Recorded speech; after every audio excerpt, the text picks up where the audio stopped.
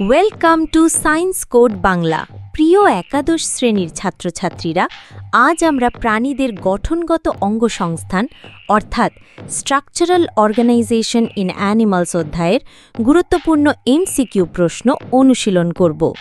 এই প্রশ্নগুলো শুধু তোমাদের জ্ঞান যাচাই করবে না, বরং পরীক্ষার জন্য তোমাদের প্রস্তুতিকে আরও মজবুত করবে। চলো, সিট বেল্ট বেঁধে নিয়ে আদা জল খেয়ে সরাসরি অনুশীলনে নেমে পড়ি। ১.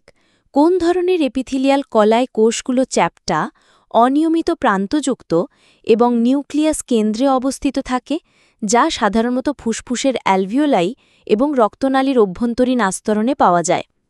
ক. সাধারণ কিউবয়েডাল এপিথেলিয়াম। খ. সাধারণ কলমনার এপিথেলিয়াম।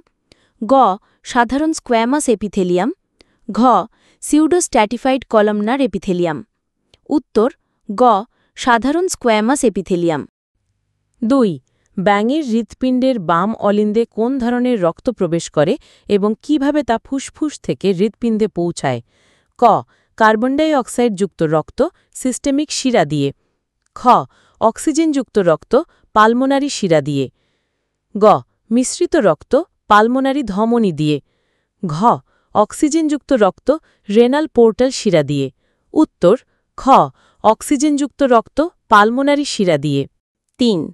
ব্যাঙের স্নায়ুতন্ত্রে মস্তিষ্কের কোন অংশটি দেহের ভারসাম্য এবং পেশির সমন্বয় নিয়ন্ত্রণ করে? ক. সেরিবেলাম। খ. সেরিব্রাম। গ. Medulla oblongata. ঘ. Optic lobe. উত্তর ক. সেরিবেলাম। ৪. ব্যাঙের পরিপাকতন্ত্রে নিম্নলিখিত কোন অঙ্গটি খাদ্য হজমের জন্য কোনো এনজাইম নিঃসরণ করে না কিন্তু পিত্তরস সঞ্চয় ও ঘন করে? ক. লিভার। খ. পাকস্থলী। গ. পিত্তথলি। ঘ. অগ্নাশয়। উত্তর গ. পিত্তথলি। ৫. কোন ধরনের যোজক কলা কোলাজেন এবং ইলাস্টিক ফাইবার ধারণ করে এবং এটি টেন্ডন ও লিগামেন্টের প্রধান উপাদান? ক. শিথিল যোজক কলা যেমন এরিওলার। খ. ঘন অনিয়মিত যোজক কলা। গ. ঘন নিয়মিত যোজক কলা। ঘ. চর্বি কলা অ্যাডিপোজ। উত্তর গ. ঘন নিয়মিত যোজক কলা। ৬. ব্যাঙের ক্ষেত্রে নিম্নলিখিত কোন অঙ্গটি উভয় প্রজনন এবং রেচনতন্ত্রের অংশ হিসেবে কাজ করে? ক. বৃক্ক। খ. মূত্রাশয়। গ. ক্লোকাক। ঘ. অন্ডকোষ। উত্তর গ. ক্লোকাক। ৭. ব্যাঙের শ্বাসতন্ত্রে কোন অঙ্গটি ফুসফুসের অনুপস্থিতিতেও শ্বাস-প্রশ্বাসে গুরুত্বপূর্ণ ভূমিকা পালন করে? ক. ফুলকা। খ. গলবিল। গ. ত্বক। ঘ. নাসিকাপথ। উত্তর গ. ত্বক। ৮. মানুষের কার্ডিয়াক পেশির মতো ব্যাঙের হৃৎপিণ্ডের পেশি সম্পর্কে কোন বৈশিষ্ট্যটি সঠিক? ক. এটি ঐচ্ছিক, যার অর্থ এটি ইচ্ছামতো নিয়ন্ত্রণ করা যায়। খ. এটি স্ট্র্যাটেড এবং অনৈচ্ছিক। গ. এটি আনস্ট্র্যাটেড এবং অনৈচ্ছিক। ঘ. এটি স্ট্র্যাটেড এবং দ্রুত ক্লান্ত হয়। উত্তর খ. এটি স্ট্র্যাটেড এবং অনৈচ্ছিক। ৯. ব্যাঙের প্রজনন প্রক্রিয়ার সময় ডিম্বাণু দেহের বাইরে নিষিক্ত হয়। এই ধরনের নিষিক্তকরণকে কি বলা হয়? ক. অভ্যন্তরীণ নিষিক্তকরণ। খ.